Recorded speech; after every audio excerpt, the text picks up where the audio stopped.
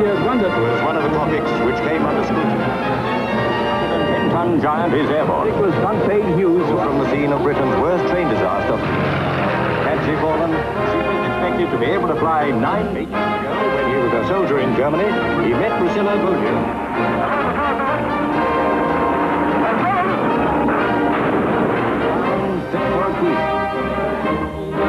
with eager interest As the body passed by fast near New Orleans.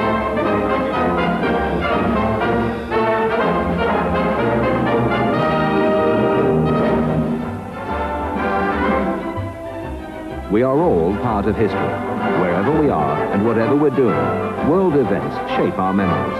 And for most of the 20th century, those events were filmed and explained by Pathé.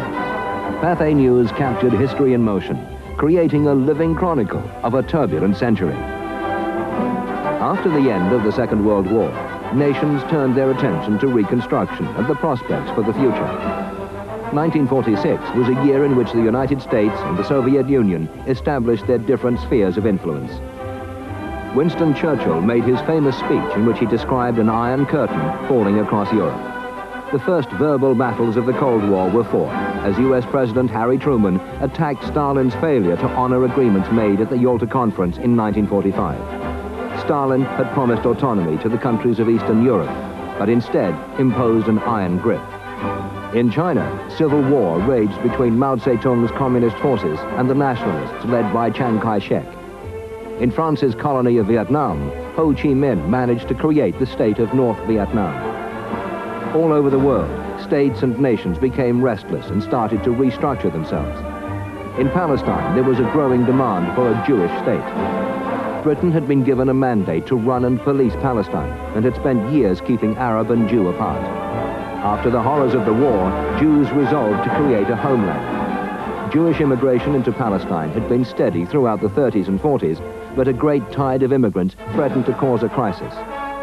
Britain attempted to keep Jewish settlers out of Palestine by blockading the country.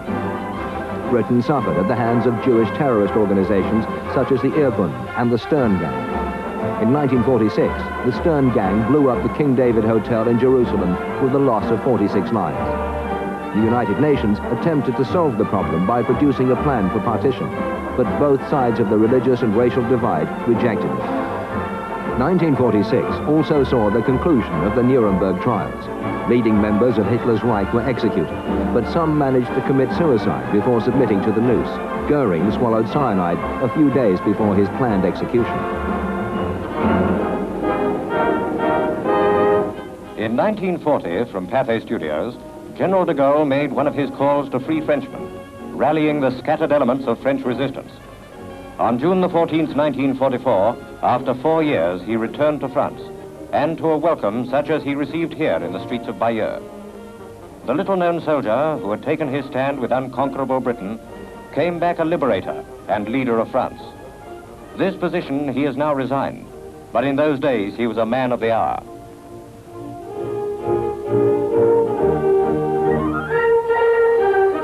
Visiting New York in the summer of 1944, the general put aside his severely military manner for a speech in English. Exceptionally good and friendly reception. Good luck to you all in the war, and after the war in the peace. Good luck to you soldiers. Good luck to you all. With the liberation of Paris came the pinnacle of de Gaulle's achievement and the success of the cause to which his life was dedicated.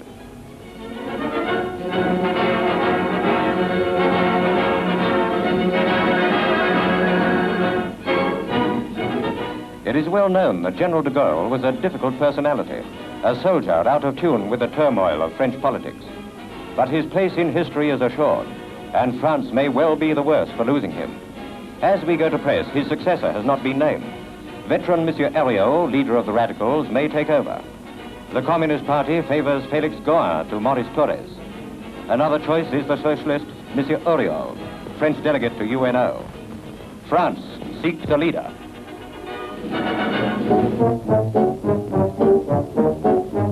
Bob, on behalf of the Board of Governors, I am going to present you with an award. You have been so wonderful for the last 7 years in mastering and ceremonial show, so would you accept this What is Wanted that? an Oscar for many years. Here it is. Are you sure you can spare this? Huh? Yes. I knew that Look gave an award, but this is the first time I ever knew that Reader's Digest was in this racket. Well, look, your name is in it. I'll run down to the gas station and have it pumped up. Thank you, Mr. Herschel. Thank you very much. Okay. Ray Milland collects his Academy Award, and Greer Garson gets one too. Then back comes Bob, still full of hope. Thank you, Ann Garner. I want to congratulate you for winning this award for the most promising child actress in 1945. It was wonderful work. Thank you very Really much. great. I hear you got an Oscar. Yes, I did. I won one, too. It hasn't grown up yet, you know. What for? These things have children. Pardon? What for? What did I win it for? Yes. Well, it was a funny thing. I got... What made you think of that? Gee. In a cavalcade of guards and newsreelmen, Mr. Churchill rode up New York's Heroes Lane in weather that couldn't damp him or the crowds. There's usually a shower of ticker tape, but this time the rain took over. As New York's Mayor O'Dwyer greets the old warrior, a section of the 3,000 crowd demonstrated with anti-Churchill posters. Some communists were arrested for disorderly conduct. Their protests against Churchill's references to Russia in his Fulton speech were later answered at New York's welcoming dinner. I do not believe that war is inevitable or imminent. I do not believe that the rulers of Russia wish for war at the present time. Now I turn to the other part of my message, the relations between Great Britain and the United States. On these, the life and freedom of the world depend. I have never asked for an Anglo-American military alliance or treaty. I asked for something different. I asked for something, in a sense, for something more. I asked for fraternal association, free, voluntary, fraternal association. And I have no doubt it will come to pass as surely as the sun will rise tomorrow. And in New York, as one painter to another, Mr. Churchill takes a final look at his latest picture by artist Douglas Chandor. Well, Mr. Churchill, I think this picture is just about finished, and I wish you'd come down and give me an idea of what you think of the thing. All right. I will.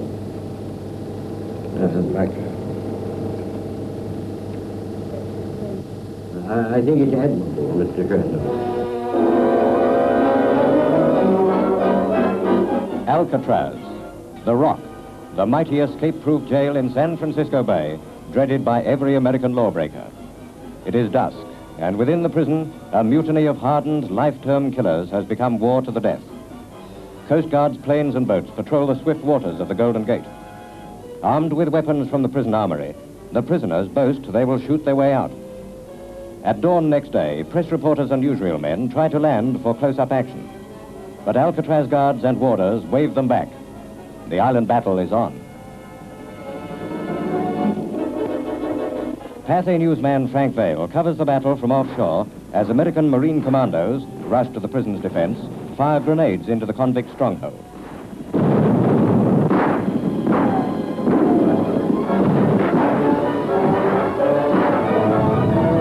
Return fire sets brush ablaze along the cliffs. But by the following morning, Alcatraz Warden Johnson and Prison Chief Bennett announce that the revolt is over, the end of a 44-hour battle. Deputy Warden Miller wears a bullet gash on his face.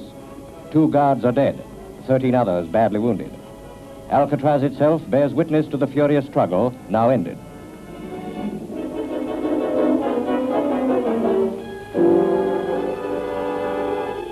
Three convicts were killed in the fighting. Now they come back to the mainland.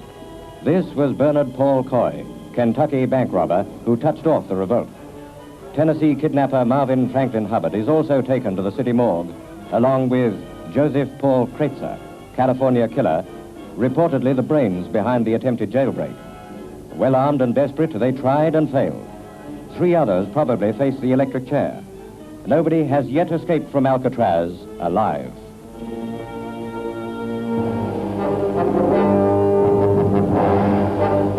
One-time strongman of Japan, ex-Premier Tojo heads the 27 Jap war criminals indicted before a Tokyo version of the Nuremberg trial.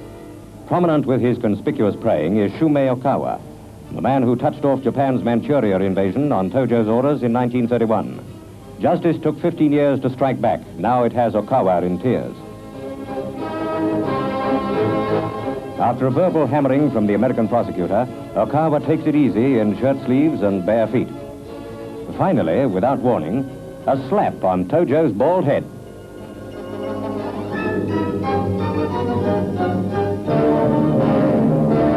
After that, the court ordered Okawa out for a mental checkup. The Tokyo trial continues. Meantime, in Malaya, Japanese General Champei answers for the mass murder of Australian war prisoners.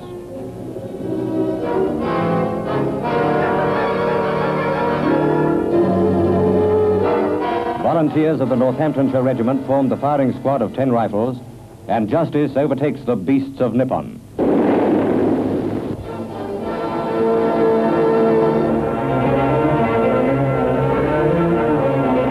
Further exclusive Storm Center reports from Palestine, where men of the British Army and the Palestine police watched the arrival of a shipload of illegal Jewish immigrants at Haifa.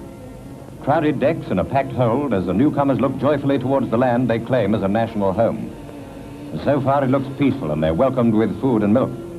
When they get ashore, they'll see what damage has been done to the Jewish cause by the fanatics of the Irgun and Stern terrorist gangs. Already at the other side of the harbor, they can see the burning wreckage of the British tanker Empire Cross. 23 of the tanker's crew are missing after her cargo of high-octane petrol exploded.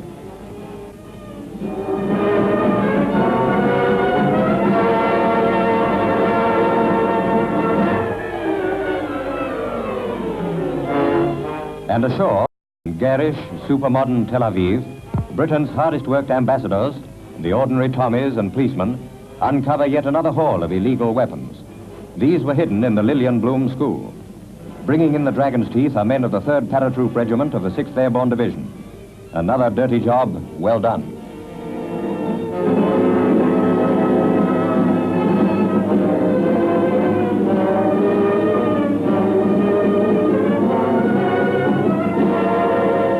Star items found were 2 Bangalore torpedoes painted to look like surveyor's poles.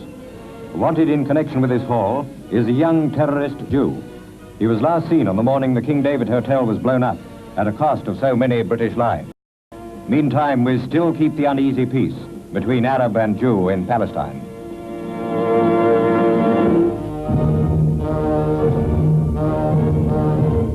On Thursday, the 18th of October, 1945, in Berlin, the indictment was lodged with the tribunal. Thus spoke Lord Justice Lawrence on day 1 of the 10-month drama now ended at Nuremberg. To answer came Goering, except for Hitler, head of the Nazi state. Now he will die, hanged by the neck like a common criminal. Lest pity be felt for him and his kind, remember, this man burned the proud cities of Britain.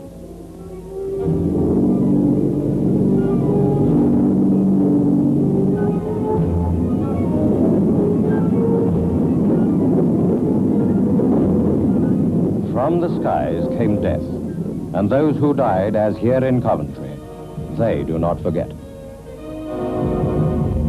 Of the accused, 12 hang, 3 go to life imprisonment, 3 from 10 to 20 years. Here is Wilhelm Keitel. This man, once a field marshal, sent German armies over Europe and Western Russia. He too will hang. But that will not wash away his crimes, nor bring back our dead.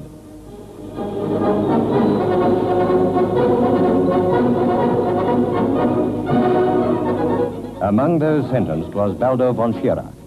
He will serve 20 years in prison. But the evil he implanted in the young men and women of Germany will take more than 20 years to destroy. Now the defendants know who is to die, but we speak for the millions killed because of them. The burned towns, the widows, the fatherless, and the unspeakable horrors of the murder camps. This was the work of the Führers. Let us now have done with them forever.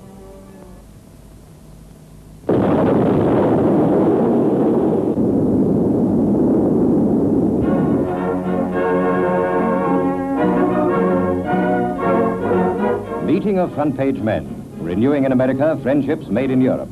With Monty are General Eisenhower and General Omar Bradley. Remember him?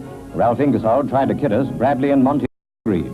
And after that, Washington, and a meeting with President Truman at the White House. Good start to Monty's fact-finding tour of the world's armies. Field Marshal Montgomery, we are most happy to have you pay this visit to the United States. We hope you'll have a good time and that you'll come back again when you can stay longer and have a better visit with us. Well, that's very kind of you, Mr. President. I'm delighted to come here. It's the first time I've ever been to the States, and I'm hoping to enjoy myself very much. Thank you very much indeed. In Britain, housing and rebuilding of the economy were top of the agenda. The country still had to face the austerity of rationing and shortages, but the Labour government under Clement Attlee pursued its radical plans for Britain. Labour's landslide victory at the 45 election gave them the mandate to begin planning the welfare state. The National Health Service was a major part of those plans, as was the policy of nationalisation. Proposals to bring the ports and railways into public ownership were put before Parliament during 1946. To tackle the housing problem, the government planned to create a string of new towns around London so that those who had been bombed out of inner-city areas could be rehoused. At grassroots level, the country was readjusting itself, slowly getting back to normal. The Football League began again. People's attention turned to sport and entertainment, and there was a general wish to make Britain a brighter and better place.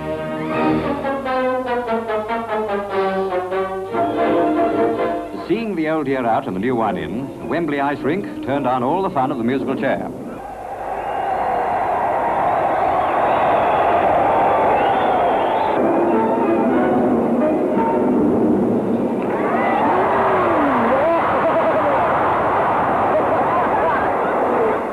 .1945 slipped out during the celebrations and nobody saw him go.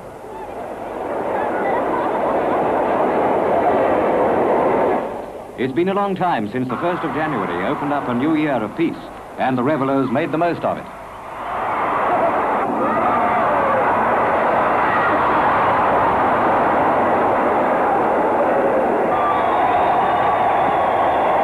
More than one planted a nice line in New Year resolutions.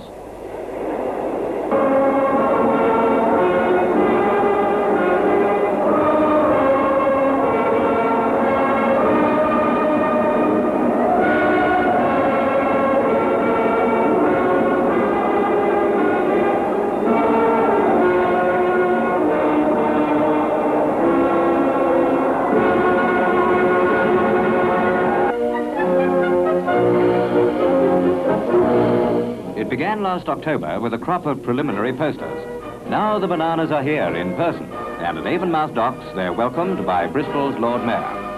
The first cargo of bananas that has arrived at this port since the war. We hope it's the prelude of many more to come, and that the prosperity and development of our trade will continue for many long years to be. Will you accept the canned bananas, please? Would you like one? Yes, please. That's splendid. Splendid, that's splendid. Splendid. A committee of banana tasters make a dockside test. Isn't it lovely?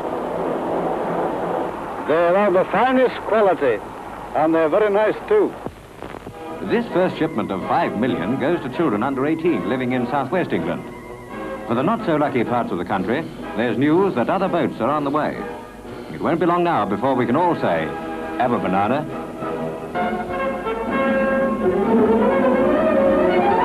Rainbow Corner, the hub of America in London, closes with a GI's Jamboree.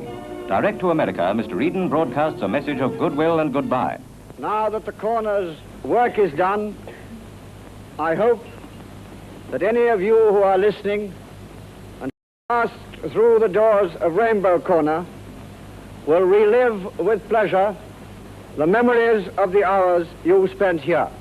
Recalling Rainbow Corner's grand work, Mrs. Roosevelt says, "This club, I think, has proved that we can work together. More than 80% of the people working here were British, and they worked with our American staff and made this club what it was and what it will always be in the hearts of our servicemen. A wonderful success." Almost every GI still in London was there to say goodbye to Piccadilly. There was dancing for everybody who could find a bit of floor to stand on.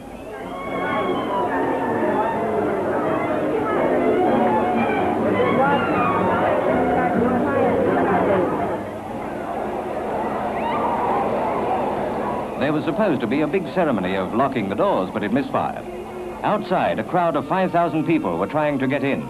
The trumpet saved the situation.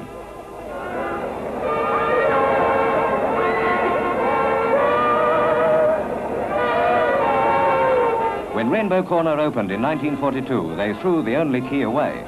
From then on, the doors were always open. Making one of her rare public appearances, Queen Mary visits North London's High Elm Youth Movement. Founded to help young men from the provinces who come to work in London, the Institute takes pride in the fact that all its activities are run by a cabinet elected from the members. In honor of this occasion, the High Elm Boys' Parliament met in full session to hear 19-year-old Prime Minister Douglas Turner's address of welcome to Queen Mary. I call upon the Prime Minister.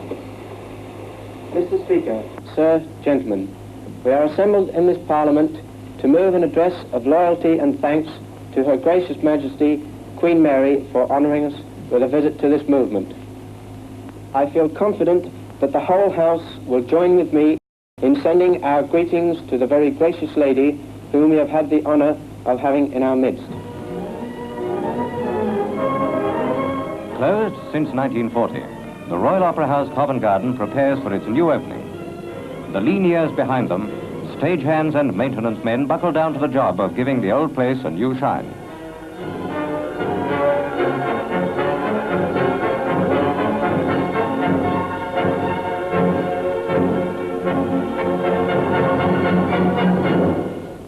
For the first of the new productions, Covent Garden picks a season of ballet. Work among the chairs goes on while the dancers limber up for rehearsals. Ballet has plenty of headaches in austerity days. With silk tights at 6 guineas a pair and an allowance of only 5 pairs a year, dancers keep an eye wide open for ladders. The ballet mistress takes over, and the hard grind of constant rehearsing begins. First of the season's productions is The Sleeping Princess.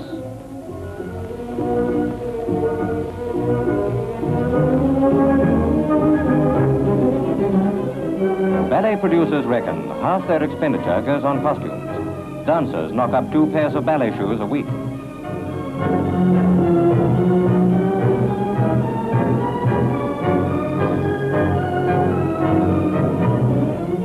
Not much to look at this stage, but for Covent Garden it's the beginning of a brilliant new era.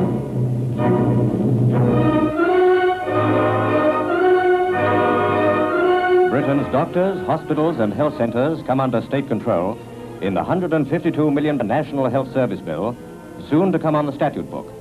Critics of the new charter for professional people and patients centre on Harley Street, home of British medicine.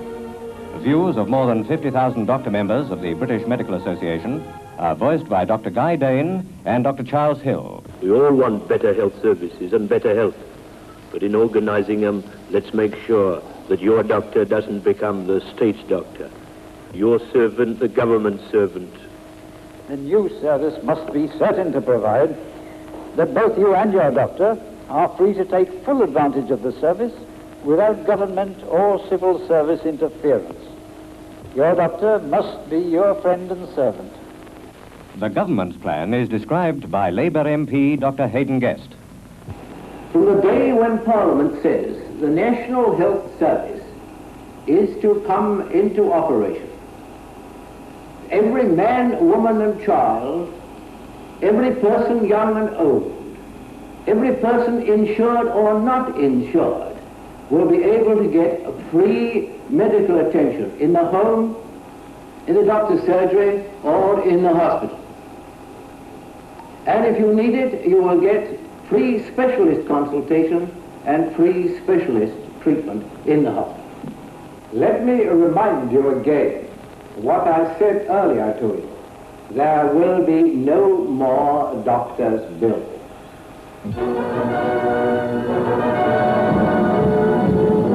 On his last day as Rhine Army Commander, Field Marshal Montgomery says goodbye with a procession through the streets of his headquarters town of Bad Oeynhausen, Germany.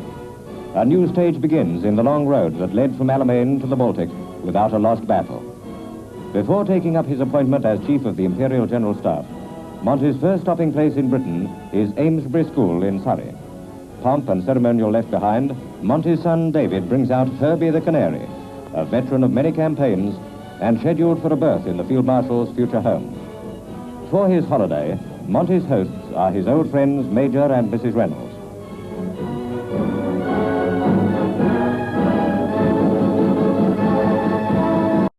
This is a rest well earned, but it's only a preliminary to Monty's next assignment, the building of Britain's peacetime army.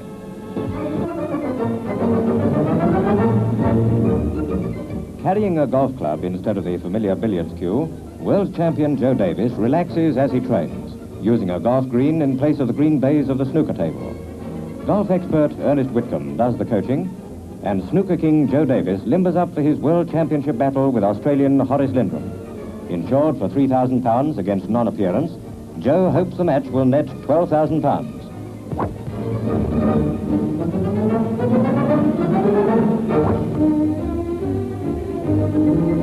World snooker champ since 1927, Joe Davis is not so happy at potting the golf ball. But it's all right so long as you've a bit of billiard chalk in your pocket.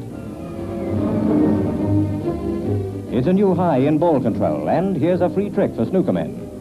This is the Grand National or steeplechase stroke, getting out of a snooker.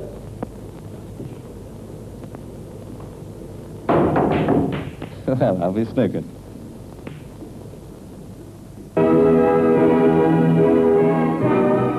A row blows up on the home front as Stevenage residents give the government a hands-off-our-homes warning. Stevenage is to be transformed from a country area into a bustling new town of 50,000 people, part of the Greater London Project, which includes a £230 million rail expansion scheme. Stevenage's outcry against the scheme brings this explanation in a Pathé interview with Mr. Silkin, Labour's planning minister. This is a momentous day in the history of Stevenage. Today we are taking the first big step towards the implementation of the Greater London Plan. The government proposes to place the whole of its resources behind the building of this new town. Local families gave Mr. Silkin plenty of questions to answer. How some residents felt about the plan, he heard from 70-year-old widow Mrs. Day. And now this scheme's come through. It looks like losing our home and everything we've worked for. Taking all kinds of comment in his stride, Mr. Silkin had this to say in reply. The realization of the plan will involve a certain amount of displacement. But it is the intention of the government to make available alternative accommodation for everybody whom it will be necessary to displace.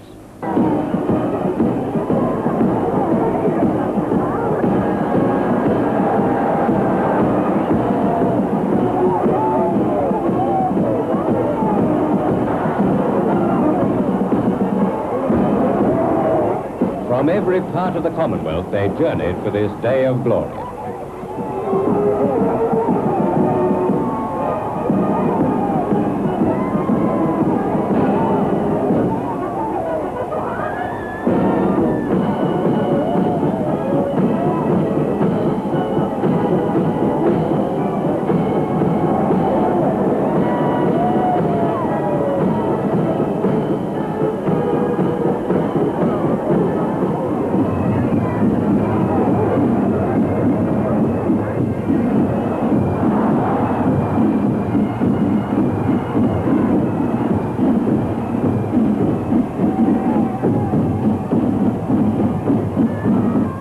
The brilliant canvas of 6 mighty years is recalled in as many hours. Marching men and women from the 4 corners of the earth, whose records will crowd our history books.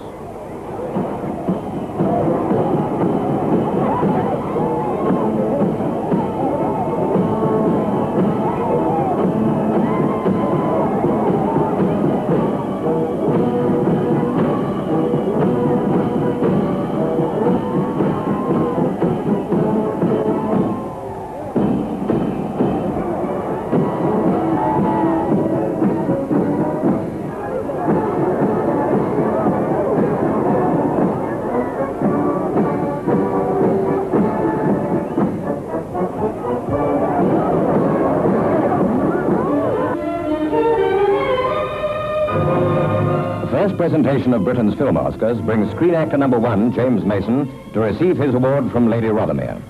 Well, this is neither the time nor the place to start saying all the wrong things, so I'll content myself with just thanking all those readers of the Daily Mail who were responsible for this particular outcome.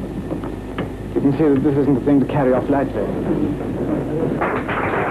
Award for the year's Best Actress goes to Margaret Lockwood. Ladies and gentlemen, my feelings tonight are a little difficult to put into words. I would, though, like to say that tonight is the proudest moment of my film career. Outing for Water Rats with Will Hay, Georgie Wood and Bud Flanagan. Rats, we've just concluded the unveiling of our plaque, which commemorates 57 years of the Grand Order of Water Rats, an organization that was formed for benevolence, charity, goodwill, intolerance, for the benefit of mankind in our profession. I ask you all to charge your glasses and drink to the health and prosperity and good luck to the Grand Order of Water Rats. And this is the emblem of our society. Each member acts with the greatest propriety. Jolly old sports, to us there is a hatch, and all the other fellas are the water rats. Rats, rats, rats. Through the Golden Gate to Royal Ascot, most colourful meeting in the racing calendar. Drawn by Windsor Greys, the royal party drives in Ascot State with postilions in blue and gold livery down the famous course. A regal picture to inaugurate peacetime's return to racing elegance. Ascot has always been the excuse for fashionable display. So it is here we turn to Pathé's fashion reporter, who confirms it was a heady show, with coupon-controlled dresses not even winning a place. Controlling these starting prices is the tic-tac man, but nobody can control the price of hats or the flights of fancy they get up to. Flowers struck the gayest note of the day, both on hats and as hats. But the prize for the smallest hat went to Joey the Clown.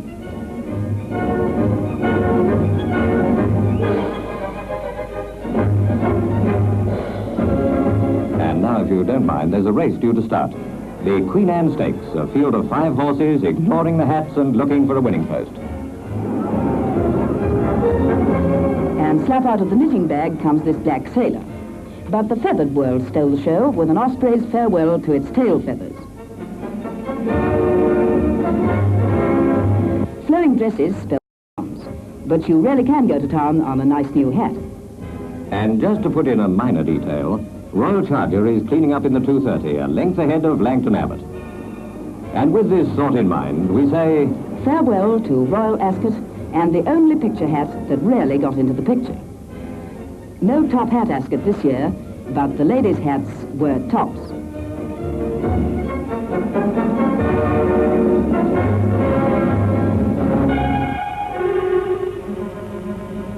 White City and Sydney Woodison provide fans with the biggest thrill for years in the Amateur Athletic Association 3-Mile Championship.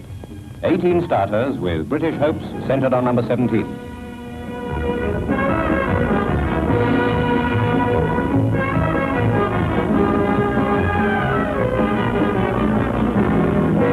Woodison drops back, threatened chiefly by number 15. It's Lecois, the Flying Dutchman. All eyes are on the speeding leaders. Now Woodison has gone to the front. It looks like a 2-man contest between the Englishman and the athlete from Holland.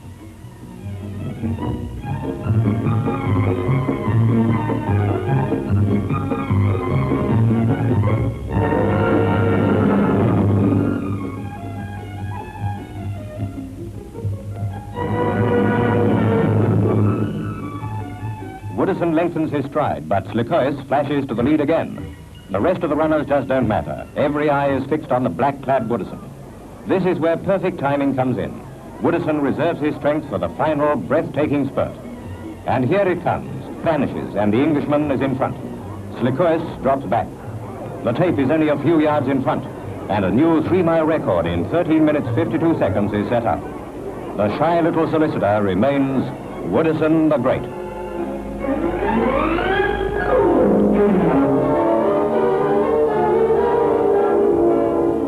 Recent talks between the Ministry of Food and the Irish Free State Department of Agriculture may result in increased meat supplies from Eire. While the housewives of Britain queue for that extra 2 pennyworth of meat, in Dublin the shops present a very different picture. They're blasé about these mouth-watering sights. The housewife over there has a lavish choice of beef, mutton, veal or poultry. No accepting what you're given with a sigh of resignation. Negotiations continue while shops over. Pipe dream prices and food we thought belonged only to the Hollywood super productions. In return for more meat, ERA wants fertilizers to improve pasturage and speed up maturity for cattle. Fruit is almost commonplace. The O'Donnells and the Murphys aren't worried about under-the-counter methods. The market is open in every sense of the word.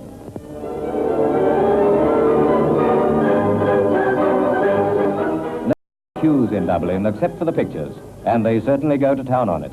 Bing, not beef, is their reason.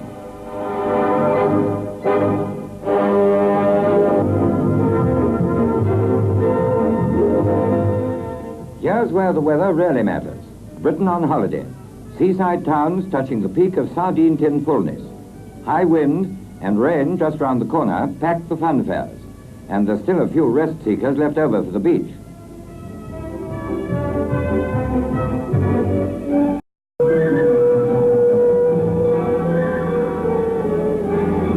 Blackpool has winkles on the sands, but if you prefer a plateful of elegance, here's Deauville, swank resort in Normandy.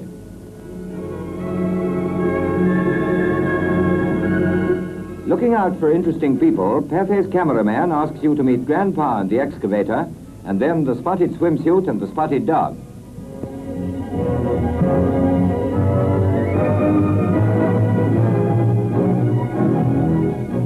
There's a heat haze at Deauville, but push your thermometer up to 99 degrees and you're in Rome. Britain's holidaymakers may be dodging the showers. Romans look out for water, and when they see it, they take a shower without troubling to undress.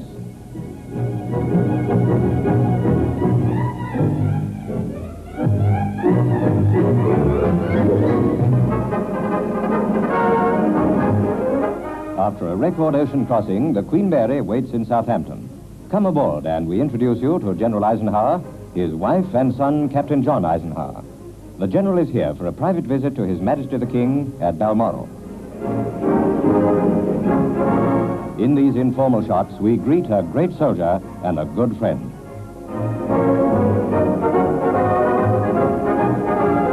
Also aboard the Mary, our glamour-eyed cameraman met up with American fashion platers Martha Montgomery, Mary Brewer, Karen Gaylord, Irene Vernon, Diana Mumby, and down the line to Mary Ellen Gleason.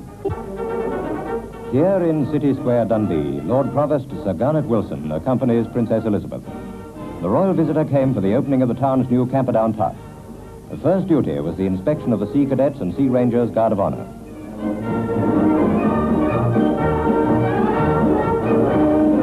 From the ex-Sea Ranger Princess, a professional checkup.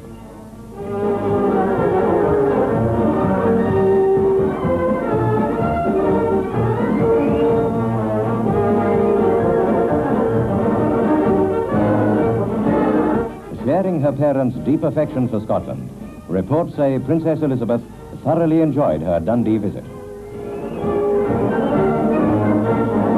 The star man at London Airport is Lord Winster, Minister of Civil Aviation. Star plane is the new Lancastrian. Lord Winster was there to fly in the world's first jet-propelled airliner. Just one more mechanical triumph to show that Britain certainly can make it.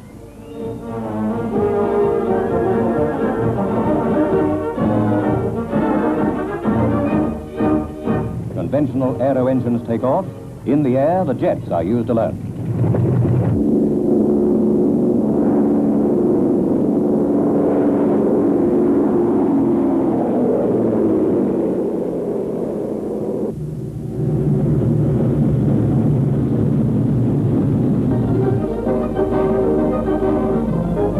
To Dover comes the steamship Canterbury. Aboard her, a man and woman coming home. Into a battery of camera fire, the Duke and Duchess of Windsor. From Dover, the Pathé camera team followed them to an early morning meeting at Sunningdale, Berkshire. In the gardens of Edenham Lodge, country home of the Earl of Dudley, the Duke and Duchess gave us these charming, informal pictures. Not far from Sunningdale is Fort Belvedere. There, the Duke planned his abdication. But that was 10 years ago. Now, he and his wife are welcomed back to England.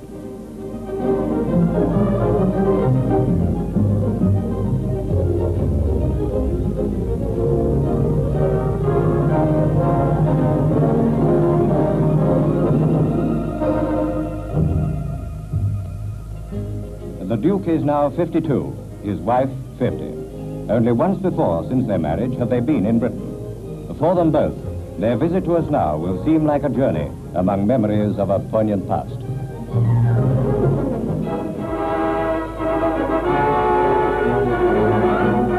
With Russia's Mr. Molotov aboard, the Queen Elizabeth noses her way into New York's Hudson River. End of a trip that made sea history, and the famous New York skyline sees the world's biggest ship flying a British pennant.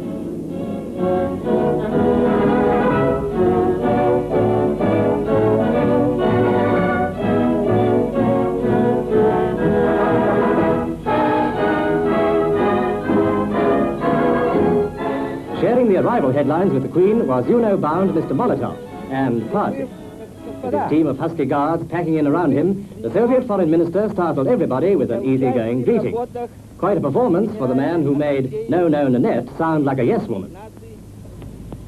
И Совета министров иностранных дел, я уверен,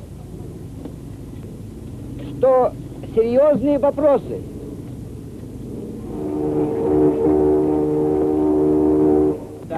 With a record reception committee waiting and ex-ambassador Gromito sharing the honors, it was Mr. Molotov's moment. And afterwards, the Huskies closed in and quick marched. Then, with Mr. M off their minds, the reporters swarmed over the ship. These cameramen, they get all the breaks.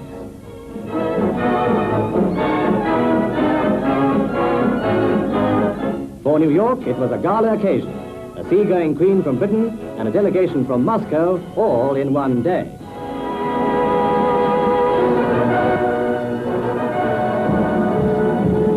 The old castle of Dover, crowning the white cliffs, looks down on Mr. Churchill.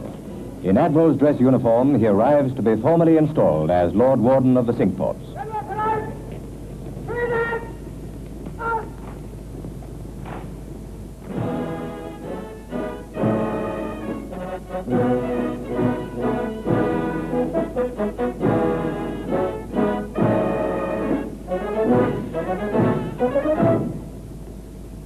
Troops of the garrison were inspected by the ex-premier, whose ancestor, the great Duke of Marlborough, also held this office.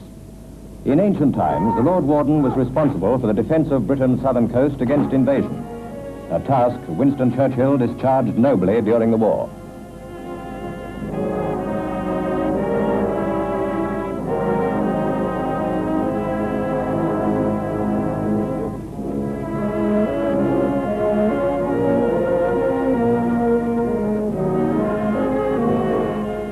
The Cinque Ports were originally Dover, Hastings, Sandwich, Hythe and Romney.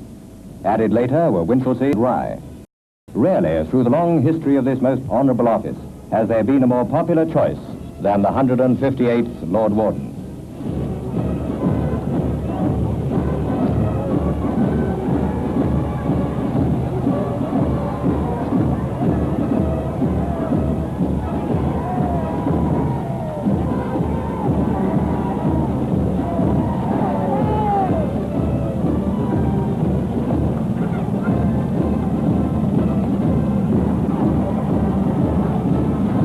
The mayors of the several towns, the barons, recorders, town clerks and officials of the Cinque Ports follow through the streets of the town, which not so long ago was proudly called Hellfire Corner. Bemedalled Mr. Churchill enjoyed it all immensely. And though the office is now largely ornamental, it confers honours most richly earned.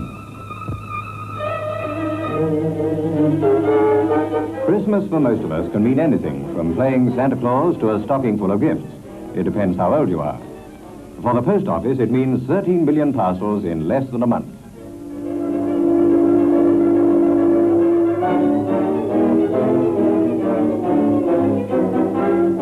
This year, the annual story has started earlier than usual. From December's 13 million gifts, a growing number are finding their way to a Heartbreak Corner. If the bottle of whiskey you sent to Uncle George never reaches him, it's probably because you stuck a stamp on it and expected it to find its way there all on its own. If you're lucky, Heartbreak Corner experts may repack it and send it on. If you want your gift to reach the address on the label, pack 'em right.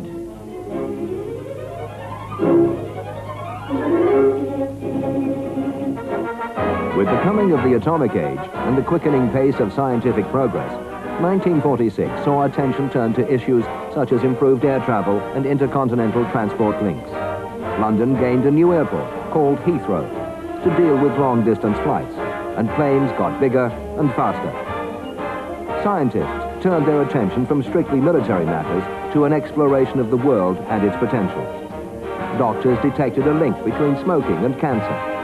Britain concentrated on an export drive to improve economic conditions, and television started up again, with few believing that it would catch on.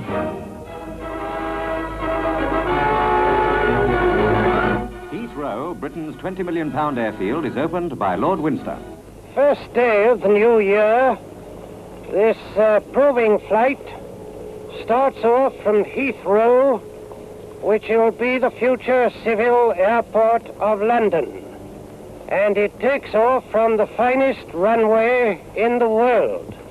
Speaking after the Minister for Civil Aviation, Air Vice Marshal Bennett, former Pathfinder Chief, says, "We hope to offer the peoples of this country and of South America a service of which we will be proud and they will be happy to use." For the Lancastrian airliner Starlight, piloted by Bennett, this was a double event, opening the airfield and inaugurating the Britain to South America passenger and freight service. Civil flying gets going again, and Britain begins the fight for her old place on the skylines of the world.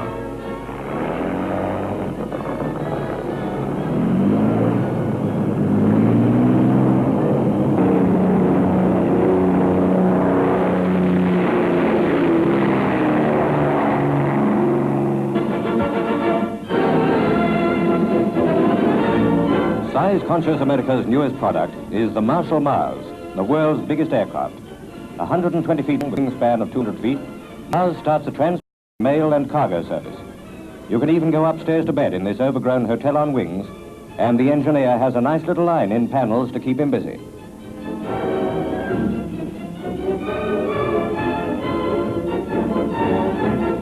The first Mars plane crashed on its trials, but this time there are no slip-ups as the giant seabird takes off. Carrying 13,000 gallons of petrol in addition to a huge payload, 4 engines pack the power to lift the colossal flying ship in a perfect takeoff.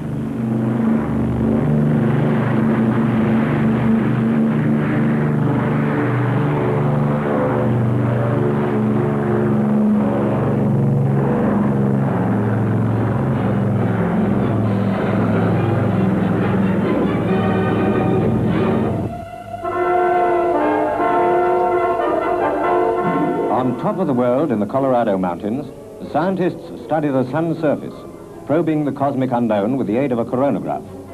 This instrument imitates an eclipse of the sun and makes visible the edges of the solar body.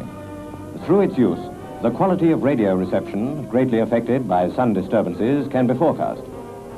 Photographed through the coronagraph, amazing pictures show the violent motion of tremendous solar upheavals called prominences. Scarlet-hued clouds of incandescent gas leap to heights of 100,000 miles. Exploring ever new fields, scientists work to unravel the mystery of the sun and its influence upon its comparatively insignificant satellite, the Earth we live on.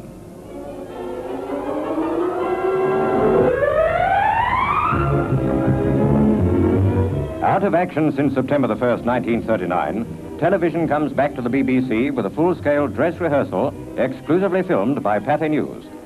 Transmitted from London's television station at Alexandra Palace, the first program is scheduled for Friday, June the 7th, ready in time for cameras to telecast Victory Parade. Eye-opening curtain raiser features the Windmill Girls. Water apples on? Okay. Right, going over to Studio B. Now, cameras, please. Here are the instructions. We're using all 3 of you in this scene. Number 1, I want you back most of the time for a postcard effect, unless I ask you to go into a close-up. Number 3, on the low tripod, down for the stunt shots. And number 2, you start on the caption, keep screwed up high, and after the first caption, turn and dolly onto the set. Okay.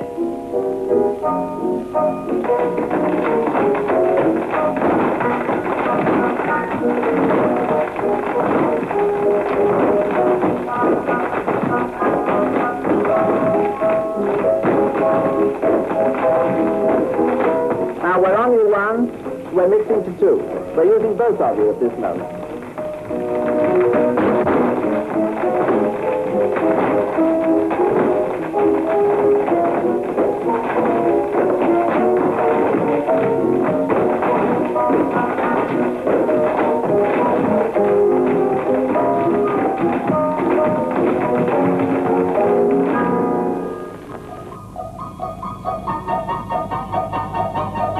This economy business certainly has caught on. Here's the latest in pram-sized cars with a liquor capacity less than Colonel Chinstrap's. Built for France's famous clown room, it's planned so that if you don't get a pickup, you pick the car up. Doing 60 miles to the quart, it's got a 1-horsepower engine.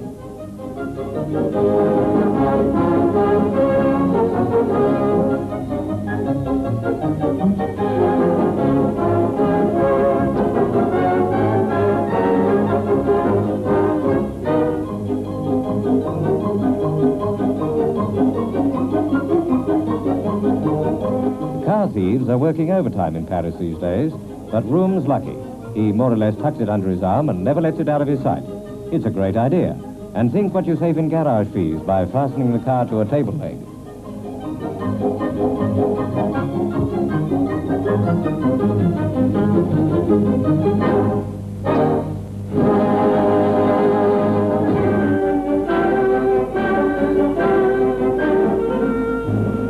Short of this and that we may be, but Britain is still out in front with new ideas. Necessity keeps on mothering inventions, and ex-serviceman Mr. Atkinson of Barnet hasn't let the loss of both legs keep him at home. He's away in the first hand-controlled 2.5-horsepower runabout, especially built for war-disabled men. A new model for the road in motoring's 50th year.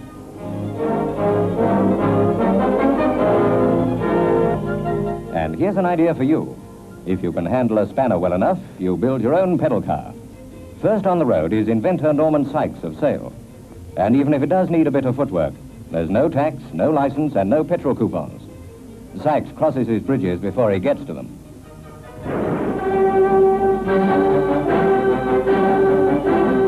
Stay the night? Why, certainly. You leave the tent at home and pitch the pedal car. And for weekenders, fresh air isn't rationed yet. But for real ingenuity these days, you look around at the new homemakers of 1946. Starting with a prefab nest of Nissen huts, Pathé cameras put on record these designs for living in a houseless world. How would you like a floating home? You can have a humdrum job in factory or office and be your own admiral when you get home. And rent? Well, it's just a few bob mooring charges. Here is your front seat view of the exhibition which shows the world Britain can make it. This is the Hall of Fashion. And if it is filled with things you can't buy, well, at least there's the consolation. They'll soon be in British shops with a ticket marked, not for export. To open the exhibition at the Victoria and Albert Museum come the King and Queen. With their Majesties were Mr. and Mrs. Attlee and Sir Stafford Cripps. For austerity Stafford, so many luxuries must have been quite a headache. And here is the King's formal opening of the exhibition. I now have much pleasure in declaring of the exhibition open, and I wish it every success.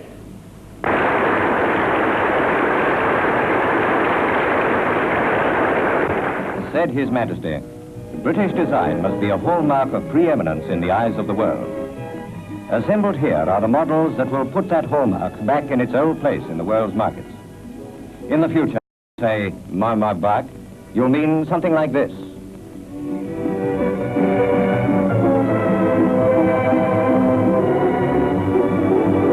The Queen showed keen interest in plastics. My lady's shoes of tomorrow are made from aircraft turrets.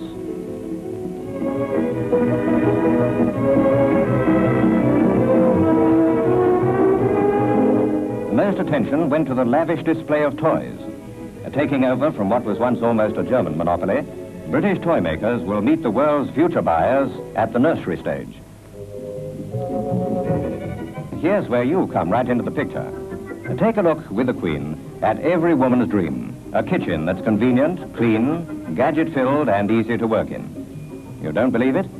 Well, this one really is a dream. And when you see it in your home, you can wake up.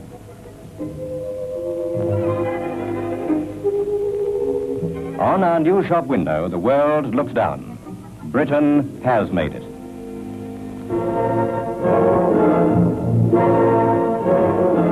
A story about nylons ought to be a fashion reporter's dream.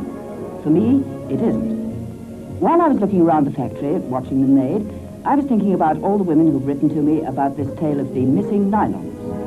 First promise was that they were to have been in the shops last June. They weren't. The makers said they'd been over-optimistic. The Board of Trade said nothing. As for us, well, we just went without. Latest news is that there won't be enough nylons for everyone until June 1947. In the meantime, some are on sale in the shops now. How do you get them? Well, how does a woman buy anything nowadays?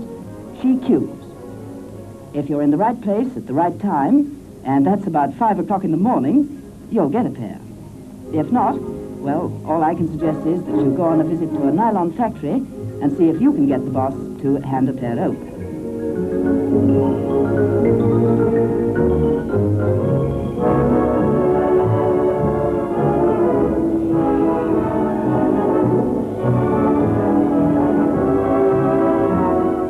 Oh, they're certainly better than anything we've seen before. This, by the way, is the right way to put them on. You'll be pleased if you do get a pair, but don't forget, those who have are numbered in hundreds. The have-nots are in thousands. And I shan't feel happy about the nylon business until every woman who needs a pair can get one.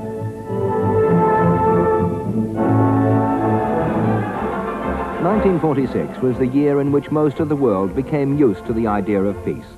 A year in which plans were made for a brighter future. It was also a year of strife in China and Eastern Europe. A new world order was forming, and the pace of history remained as hectic as ever. 1946 was a year to remember.